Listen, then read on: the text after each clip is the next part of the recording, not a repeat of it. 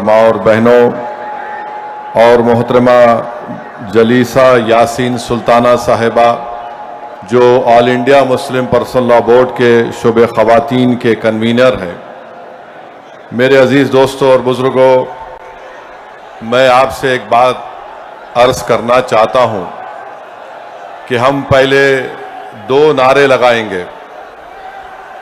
आप और हम मिलकर 2 नारे लगाएंगे, मगर जो मैं पहला नारा लगाऊंगा उसमें इस दारुस्सलाम के ग्राउंड से कोई उसका जवाब नहीं देगा। सुनिए, जो पहला नारा हम लगाएंगे,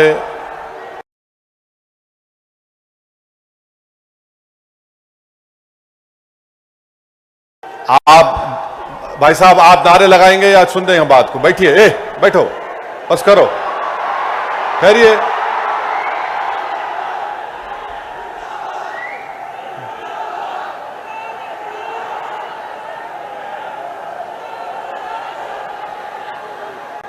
इस ग्राउंड में जितना मजमा है अल्हम्दुलिल्लाह उससे ज्यादा बाहर है, तो ये जरूरी है कि हम उनकी आवाज भी सुने। तो मैं बाहर जो मजमा खड़ा हुआ है उनसे अपील करूंगा कि आप हमारे साथ नारा लगाइए। ग्राउंड में कोई नारा नहीं लगाएगा। नारे तकबीर, नारे तकबीर। अब हम सब मिलकर लगाएंगे नारे तकबीर, नारे तकबीर। अब आपसे तीसरी बात यह करना है, आपके पास सेलफोन है, जरा खोल के लाइट जलाओ ताकि हमारे बीजेपी वालों की दिमाग की बत्ती जले। लाइट खोलो ताकि हम इस वक्फ कानून के खिलाफ पूरे मुल्क को पैगाम दे सके। हमारे खवातीन भी फोन की लाइट खोल सकते आप। जरा मीडिया वाले दिखाओ।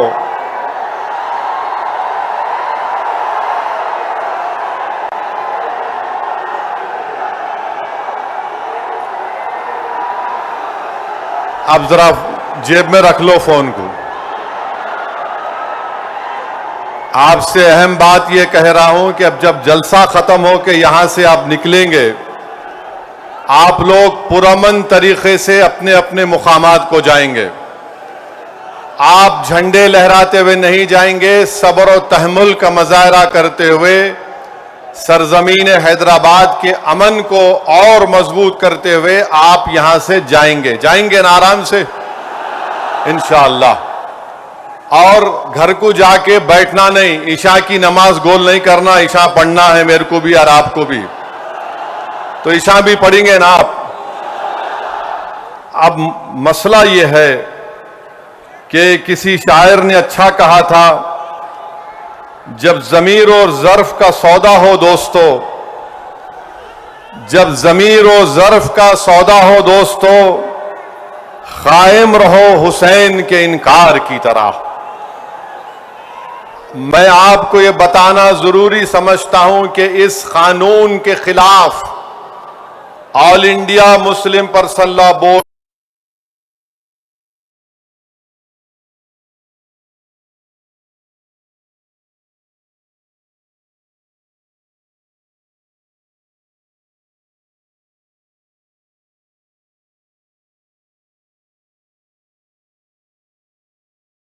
हम सिर्फ अपने कब्रस्तानों को या ईदगाह को बचाने के लिए एहतजाज नहीं कर रहे। हम एहतजाज इसलिए कर रहे हैं कि जो सियासी ताकतें आज इस मुल्क पर हुक्मरान हैं वो हमको मिटाना चाहते हैं और हम उनको ये बताना चाह रहे हैं कि हम अपने आप को मिटने नहीं देंगे। इंशाअल्लाह ताला जमहूरी तरीके से तुम मिट जाओगे। हम उनको बताना चाह रहे हैं कि हम झुकने वाले नहीं हैं। हम अंग्रेजों की 200 साल की गुलामी को कबूल नहीं किए, तो हम तुम्हारे इख्तिदार में तुम जो बैठे हो और तुम ऐसे कानून बना रहे हो जो हमारे आईन और संविधान के फंडामेंटल राइट के खिलाफ है। मैंने पार्लियामेंट में उस कानून को फाड़ा तो सिर्फ अपने तौर पर नहीं फाड़ा, बल्कि भारत के गयूर तमाम हिंदुस्तानियों की तरफ से उस कानून को फाड़ा, जो हिंदू भी है, मुसलमान भी है, सिख भी है, ईसाई भी है, जो आज भी इस मुल्क की खूबसूरती को पहचानते हैं। भारत की खूबसूरती उसका इत्तेहाद है, भारत की खूबसूरती उसका भाईचारा है, भारत की खूबसूरती नरेंद्र मोदी नहीं है मेरे अजीज दोस्तों और बुजुर्गों। भारत की खूबसूरती उसका भाईचारा है, भारत की खूबसूरती उसकी मस्जिद भी है, मंदिर भी है, दरगाहें भी है, खानकाएं भी है।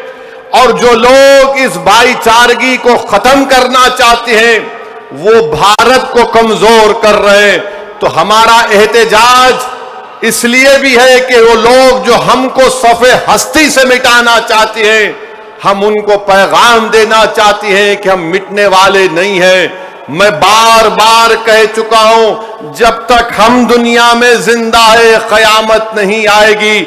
जिस दिन हम चले जाएंगे सूर फूका जाएगा, याद रखो।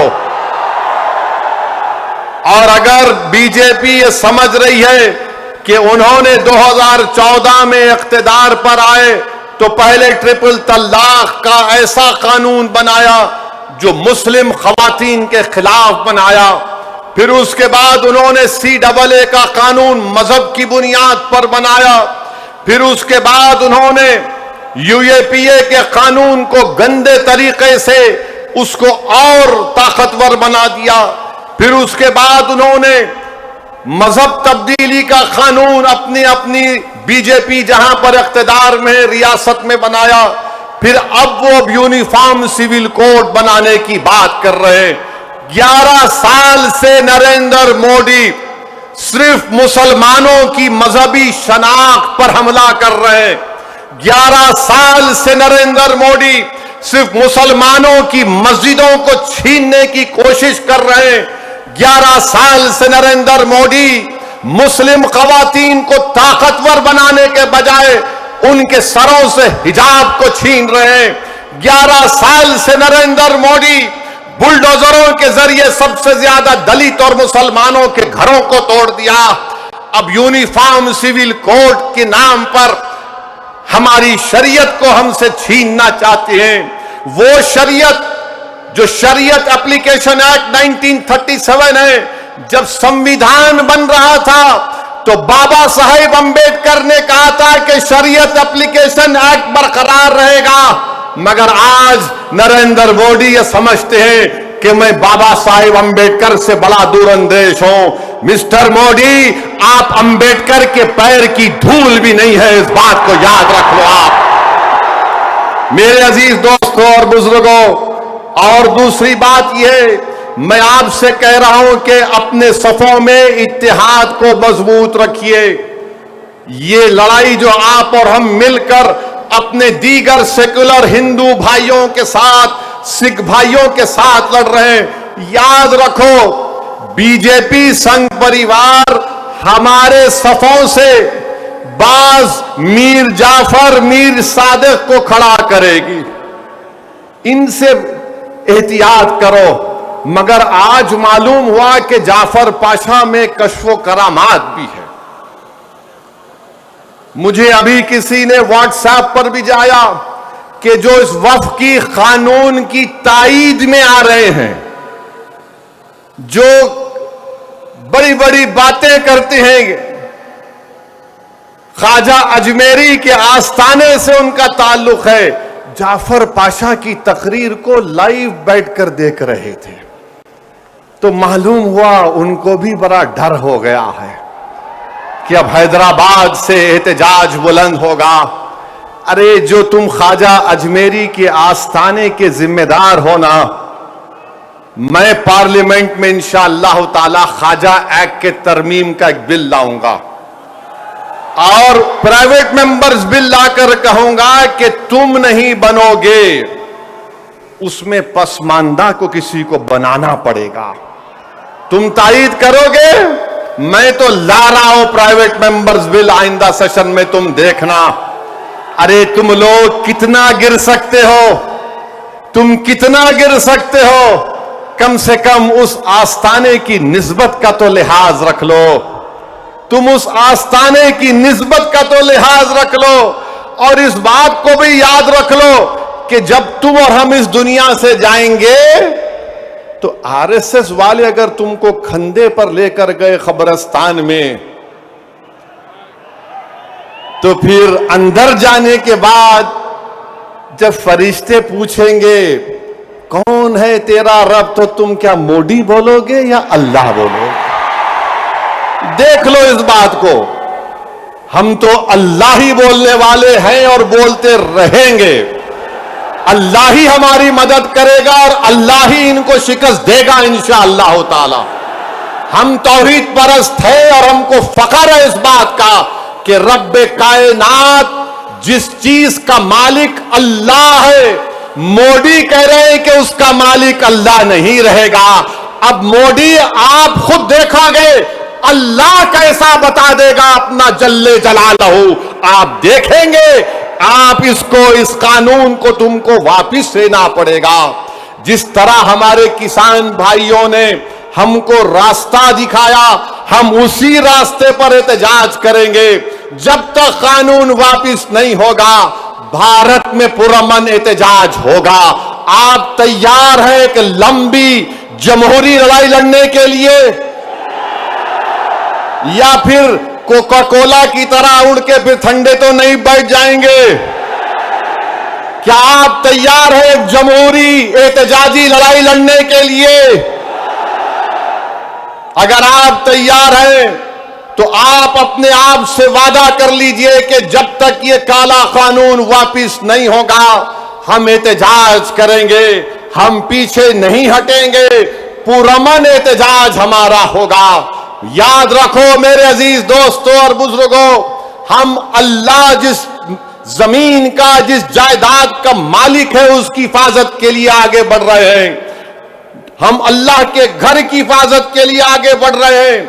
हम औलिया अल्लाह के आस्थानों की हिफाजत के लिए आगे बढ़ रहे हैं। हम अपने ईदगाहों की हिफाजत के लिए आगे बढ़ रहे हैं।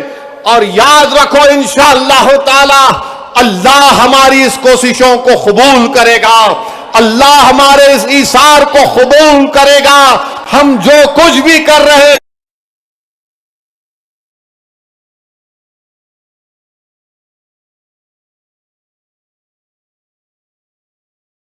एहतजाज होगा, उसमें हिस्सा लीजिए, उसको कामयाब करिए।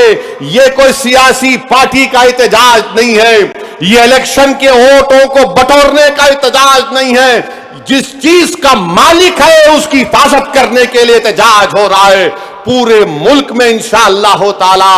जो मुस्लिम पर्सनल लॉ बोर्ड ने प्रोग्राम बनाया उसमें हिस्सा लीजिए। जो तारीख के दिन आपसे कहा गया लाइट बंद करना, लाइट बंद करेंगे या नहीं बंद करेंगे? नहीं तो बोलेंगे अम्मा 10 मिनट सीरियल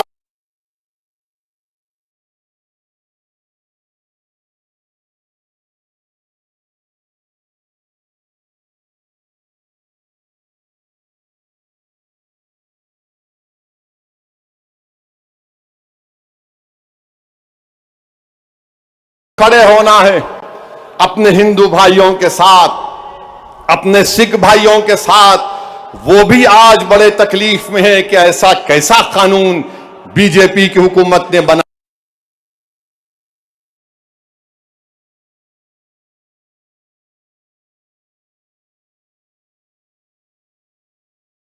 वो हमारे दीनी भाई हैं मेरे भाई, खुदारा उनके बारे में कोई गलतफहमी मत रखिए। मैं आपको बता रहा हूं नरेंद्र मोदी ने इस मुल्क को गुमराह किया।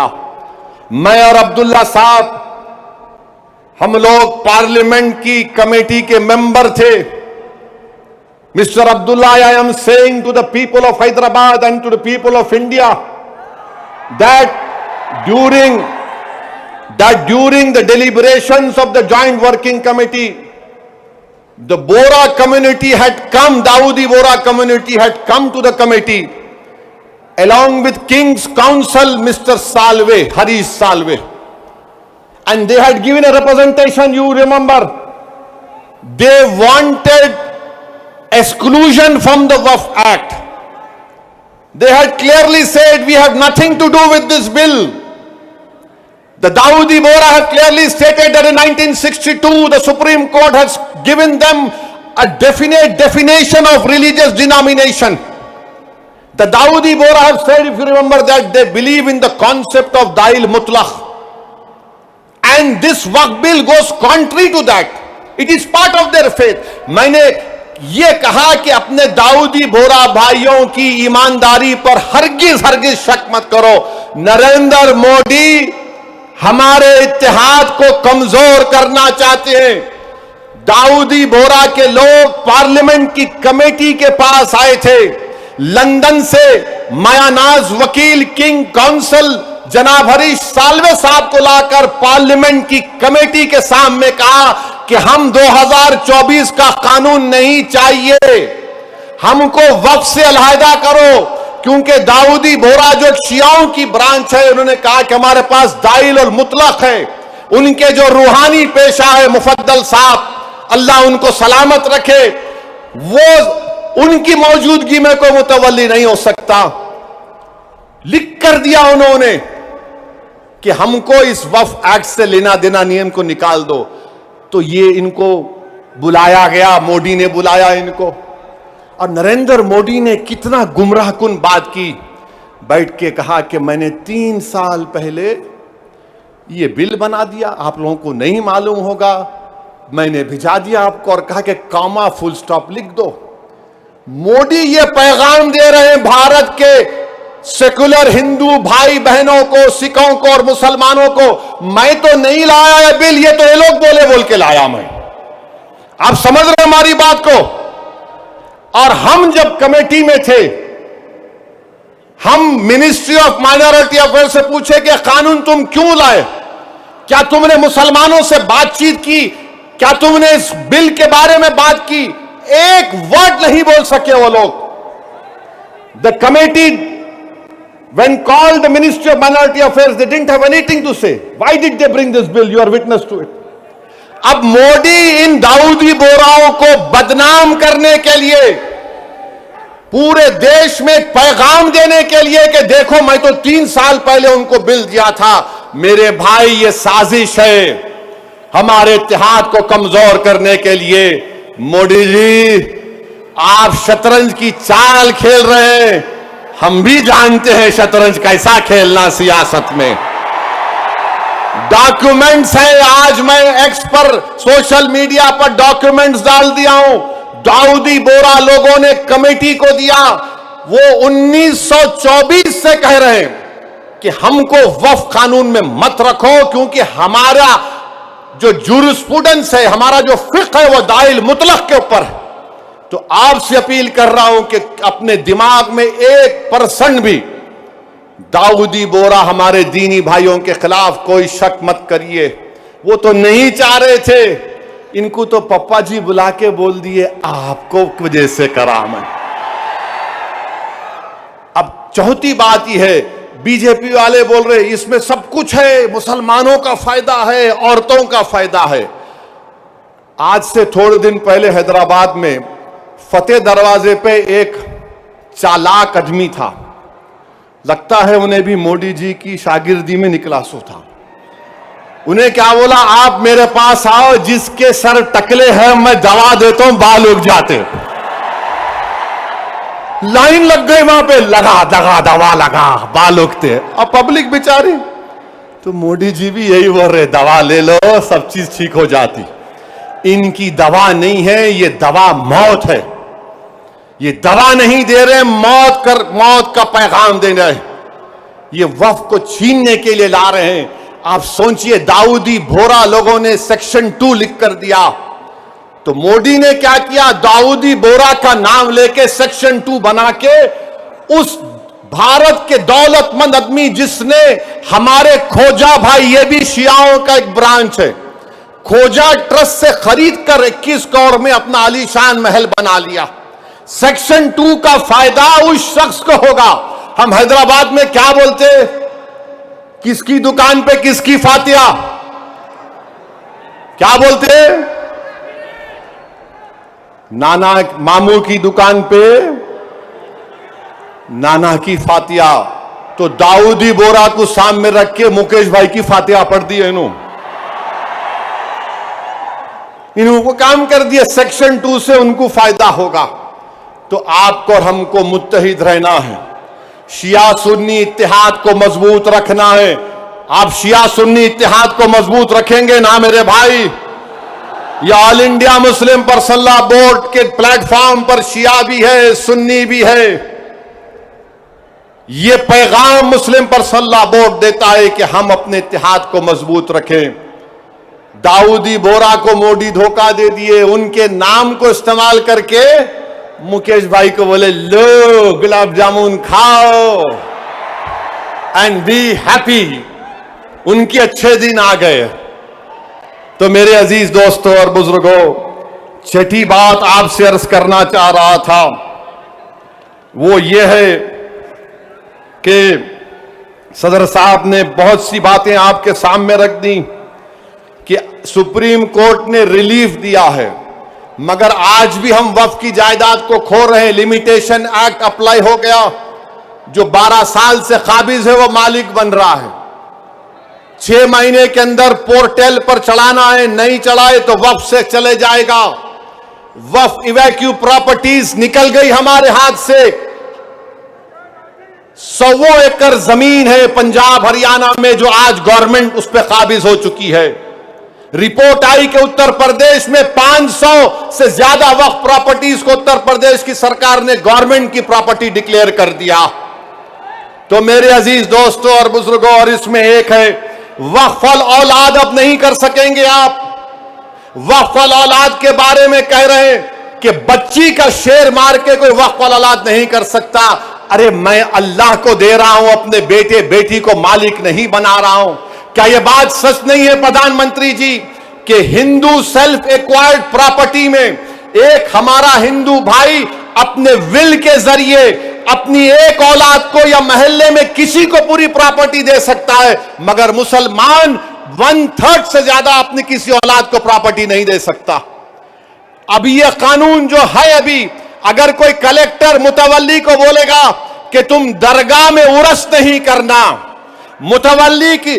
कलेक्टर मुतवल्ली को बोलेगा कि तुम आशूर खाने में इमाम बाड़े में मजलिस नहीं करना, कलेक्टर अगर कोई मुतवल्ली मस्जिद को बोलेगा कि तुम मस्जिद में अज़ान नहीं देना, और अगर मुतवल्ली नहीं सुनेगा तो कलेक्टर उसको 6 महीने की सजा दे सकता। यह कानून है। अभी पहले कानून यह था कि अगर कोई वक्फ की प्रॉपर्टी को बेचता तो 2 साल की सजा, नॉन अवेलेबल। अब मोदी जी बोल रहे प्यारे मैं राजा हूं, तुम लूटो बेल ले लो, 6 महीने की सजा काट के आ जाओ, मैं हूं ना। यह कानून बनाया गया है। तो मेरे अजीज दोस्तों और बुजुर्गों, यह वक्फ का कानून मुसलमानों के मफाद में नहीं है। यह वक्फ का कानून मुल्क के वफाद में नहीं है। ये वक्फ का कानून भारत के भाईचारगी के लिए नहीं है। झगड़े शुरू हो जाएंगे। मस्जिदों पर यह बोला जाएगा कि 500 साल पहले ऐसा था वहां पर, और ये बार बार बोलते टीवी पे, नहीं आपको वक्फ से क्या मिला? अरे क्या कोई आपके अम्मा के महर में आया है जो हमसे पूछ रहे आप? वक्फ से क्या मिला क्या नहीं मिला हमारे को? हमारी आखिरत मिलती वक्फ को बचाए तो। ख्वाजा बंदा नवाज की दरगाह, मेडिकल कॉलेज है, इंजीनियरिंग कॉलेज है, वक्फ का है। हमदर्द रूह अफ़ज़ा पिए तो वह भी वक्फ का है। कलेजे को ठंडक पहुंचती, तुम लोग पियो जरा रूह अफ़ज़ा। अब रूह अफ़ज़ा के खिलाफ उन्होंने जिहाद कर रहे जो नाक से ऐसा सूंघ के दूसरे नाक नकपुड़ी से निकालने का दर्ज देते। कहां जाएगा ये मुल्क? हद तो ये हो गई मेरे अजीज दोस्तों और बुजुर्गों कि अब कोई ये कह रहा है कि चीफ जस्टिस के फैसले के बाद इस देश में मजहबी जंग शुरू हो जाएगी। नरेंद्र मोदी जी, आप इख्तिदार पर हैं, आपकी पार्टी के लोग इस तरह की बात करेंगे? आप तो भारत के संविधान पर हल्फ लिए हैं कि इस देश में ये अंबेडकर का देश, ये मौलाना अबुल कलाम का देश, ये भगत सिंह का देश, अल्लामा फजल खैराबादी का देश, हुसैन अहमद मदनी का देश, महमूदुल हसन का देश, ये टीपू सुल्तान का देश। यहां बोल रहे मजहबी जंग शुरू हो जाएंगी। मोदी जी, बाबरी मस्जिद का फैसला हमारे खिलाफ आया तो क्या हमने ये जुमला कहा था कि मजहबी जंग शुरू हो जाएगी? हमने कहा था कि supreme court is supreme but infallible, but not infallible. Babri मस्जिद को तोड़ने वालों का क्रिमिनल केस का फैसला आया, किसी को सजा नहीं हुई, हमने ये कहा कि मजहबी जंग शुरू हो जाएगी। 5-5 साल से बच्चों की बेल नहीं रहे, उनकी मां बाप मर रहे हैं, मर गए हैं, हमने ये कहा कि मजहबी जंग शुरू हो जाएगी। CAA का कानून है, हियरिंग नहीं होती, क्या हमने कहा कि मजहबी जंग शुरू हो जाएगी? UAPA में डालकर हमको सड़ाया जाता है कि हमने जुमला कहा कि मजहबी जंग शुरू हो जाएगी। नरेंद्र मोदी जी, आपकी पार्टी के लोग कह रहे हैं कि रिलीजियस वॉर शुरू हो जाएंगी, मजहबी जंग शुरू हो जाएगी। किसको डरा रहे हैं ये लोग? अदलिया को डरा रहे हैं आप। इख्तिदार में रहकर अदलिया को डराएंगे आप। आपके हक में फैसला आया तो आपके मुंह में लड्डू फूटते हैं और आप रिलीजियस वॉर शुरू हो जाएंगी। यही फर्क है हम भारत के उन मुहिबान भारत में जिसमें हिंदू मुसलमान भी है, हम जब हमारी मर्जी के खिलाफ भी फैसला आता है हम उसको कबूल करते हैं। इसलिए कबूल करते हैं कि हम कॉन्स्टिट्यूशनल मोरालिटी को मानने वाले हैं और ये संघ परिवार के लोग एंटी कॉन्स्टिट्यूशन के लोग हैं। ये संविधान को तो मानते मगर उसको सब्सक्राइब नहीं करते हैं। ये फर्क है भारत के असली नागरिक में और उन लोगों में जो नेशनलिज्म के झूठे दावे करते हैं और कहते हैं कि रिलीजियस वॉर, जो कहते हैं कि अगर कोर्ट कानून बनाएगा तो पार्लियामेंट को बंद कर दो। अरे अगर तुम पार्लियामेंट में बैठकर अपनी अददी ताकत की बुनियाद पर मुझे मिटाने का कानून संविधान के खिलाफ बनाओगे तो मेरे पास चारा क्या बचता है कि मैं अवाम में जाऊंगा और फिर कोर्ट को जाऊंगा। हम कोर्ट को गए, अवाम में भी जा रहे हैं। नहीं, कोर्ट कानून कैसे बनाएगा? अरे जालिमों, सुप्रीम कोर्ट का जजमेंट कानून का मौकफ रखता है। पढ़ो, तुम लोग ट्यूबलाइट हो, तुम लोग थम्स अप हो, तुम्हारे दिमाग में एक ही बात बैठा हुआ है, नहीं मोदी है तो खुदा है। अरे खुदा था, है और रहेगा उसी का नाम। आइन है और रहेगा, मगर इस तरह धमकी देना अदालत को और फिर गवर्नर प्रेसिडेंट को बोल रहे हैं, उनको बोल रहे हैं अगर नहीं करे तो कानून बन जाएगा। अरे 142 क्या है प्यारे? 142 आइन का बनाने वाला अंबेडकर है। अंबेडकर में तुम्हारे से ज्यादा दूरअंदेशी थी। आप ये बोल रहे हैं कैसा बनाए, वो कैसा बनाए, हम ऐसा कर देंगे। मगर मेरे अजीज दोस्तों और बुजुर्गों, बीजेपी आइन पर एक फ्रॉड कर रही है और डरा रही है। रिलीजियस वार की धमकी बीजेपी दे रही है। मिस्टर मोदी, कौन रेडिकलाइज हो चुका है बताओ आप? सत्ता में आप है, आपके लोग रेडिकलाइज हो चुके हैं। इतना रेडिकलाइज हो चुके हैं कि कोर्ट को धमकी दे रहे हैं, रिलीजियस वार हो जाएंगी। मोदी जी, अगर ये धमकी देने वालों को आप नहीं रोकेंगे, देश कमजोर होगा और देश कभी भी माफ नहीं करेगा। आज सत्ता इख्तिदार आपके पास है, कल नहीं रहेगा इंशाअल्लाह ताला, कल नहीं रहेगा इंशाअल्लाह ताला। अब भारत का हिंदू भी जान चुका है कि वक्फ का कानून बनाए तो क्या मेरे को नौकरी मिलती। हिंदू जान चुका है कि मुसलमानों की नफरत को दिखाकर, मुसलमानों को डराकर वोट बटोरती आई बीजेपी। दिखाने के लिए कुछ नहीं है। 4.5-5% नौजवानों में बेरोजगारी है। उनके बेरोजगारी को दूर करने का कोई प्रोग्राम नहीं, मगर सिर्फ मुसलमानों को नफरत का निशान बना दो। तो मैं हमारे हिंदू भाइयों से भी अपील कर रहा हूं, जो आपके एंडोमेंट बोर्ड के लिए अच्छा है वो हमारे लिए भी अच्छा होना चाहिए। जो सिख गुरुद्वारा प्रबंधक कमेटी के लिए अच्छा है वो हमारे लिए भी अच्छा होना चाहिए। हमारा मुतालबा सिर्फ यही है कि हम अपनी वक्फ की जायदादों की हिफाजत कर सकें। और ये लोग बोलते नहीं वो उन्होंने ऐसा कर रहे, आजकल मुझ पर भी उंगली उठा रहे। मेरे भाई, मेरी उम्र दरियाफ्ती की नहीं है अब। और तुम याद रखो, तुम जो कुछ बोल रहे ना, मैं सियासतदान भी हूं और आधा वकील भी हूं। तो तुम्हारा वीडियो है मेरे पास, तुमको हैदराबाद आना पड़ेगा प्यारे। तुमको शॉपिंग कराएंगे। You want to see shopping, will show you shopping. जो बोले जा रहे। अगर हम अपनी जबान से बोलना शुरू करें ना, तो तुम्हारा लुत्फा कहां से आए बोल सकता हूं मैं। याद रखो, माफ करना, उलमाए कराम की मौजूदगी में बोल रहा हूं। वक्फ की कानून की मुखालिफत किस बुनियाद पर की जा रही है आप देखो। ये हो जाएगा, वो हो जाएगा, कुछ नहीं होगा, सिर्फ जायदादों को लूटने के लिए किया जा रहा है।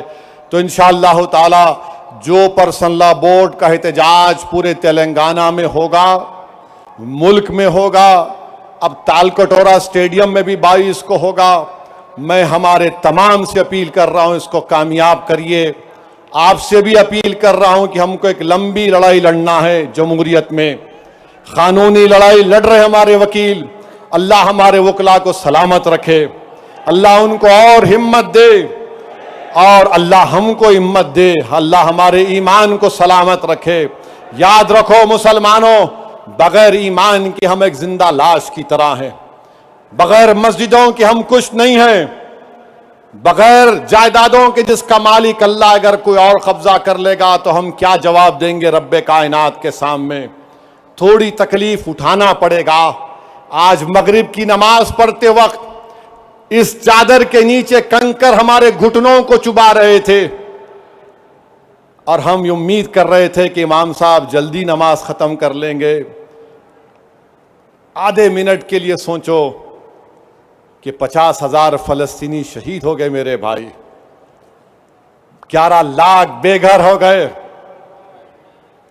15,000 बच्चे मारे गए, 18-17 हजार के करीब खवातीन शहीद हो गई हैं। मगर उनका जज्बा देखो, वो कह रहे हैं कि हम मरने को तैयार हैं मगर अपने ईमान का सौदा करने के लिए तैयार नहीं। तो भारत के लोगों, तुमको मजलूमों से आवाज आ रही है कि हक की कामयाबी के लिए, बातिल को शिकस्त देने के लिए हम 75 साल से अपनी नस्लों को कुर्बान कर दिए। तुमने और हमने नजारे देखे कि एक मां कह रही है अपने बेटे के कफन के सामने, कह रही है कि रसूल अल्लाह सल्लल्लाहु अलैहि वसल्लम, मैं अपने बेटे को आपके पास रवाना कर रही हूं। हम एक बाप को सुन रहे हैं बोलते हुए अपने बेटे के लाश के सामने कि या रसूल अल्लाह सल्लल्लाहु अलैहि वसल्लम, जो दुनिया खामोश बैठी हुई है, आप उनकी शिफा नहीं करेंगे अचर के मैदान में। मेरे अजीज दोस्तों और बुजुर्गों, हमको सिर्फ पुरअमन एहतजाज करना है ताकि हम आने वाली नस्लों को बता सकें कि 2025 में ऐसे भी नौजवान और बुजुर्ग और खवातीन थे जिन्होंने वक्त के फिरौन के सामने झुकने की तो बात तो छोड़ो, उन्होंने उसकी तकालीफ पर उफ भी नहीं कहा। हम जमहूरी तरीके से लड़ेंगे। हमारे किसान भाइयों ने हमको रास्ता बताया, कानून को वापस लेना पड़ेगा। जैसा कि मुस्लिम पर्सनल लॉ बोर्ड का नारा है, देश बचाओ, संविधान बचाओ, वक्त बचाओ। तो नारा लगाओ, संविधान बचाओ, वक्त बचाओ, संविधान बचाओ, वक्त बचाओ। आप साथ है ना हमारे इंशाअल्लाह ताला। याद रखो, तुम साथ भी नहीं है तो हम हुसैन का परचम लेकर करबला में उतर जाएंगे, क्योंकि अगर तुम साथ होगे तो यजीद को मालूम हो जाएगा कि ये हुसैन के गुलाम हैं, ये ताकत को देखकर झुकने वाले नहीं हैं। तो मेरे अजीज दोस्तों और बुजुर्गों, पुरअमन तरीके से अपने अपने घर को रवाना होइए, झंडे मत लहराइए। अब नारे लगाने का यहां पे वक्त खत्म हो चुका है। पुरअमन तरीके से अपने घरों को जाइए। बड़ी तादाद में हमारी मां और बहनें भी आई हैं, मैं उनका शुक्रिया अदा करता हूं। नारे तकबीर, अस्सलाम वालेकुम व रहमतुल्लाहि व बरकातहू।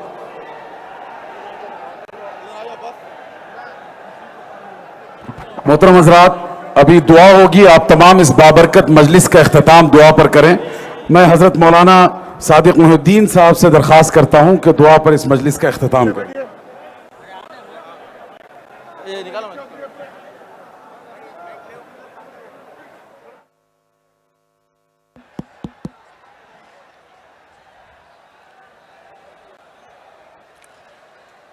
अल्हम्दुलिल्लाह।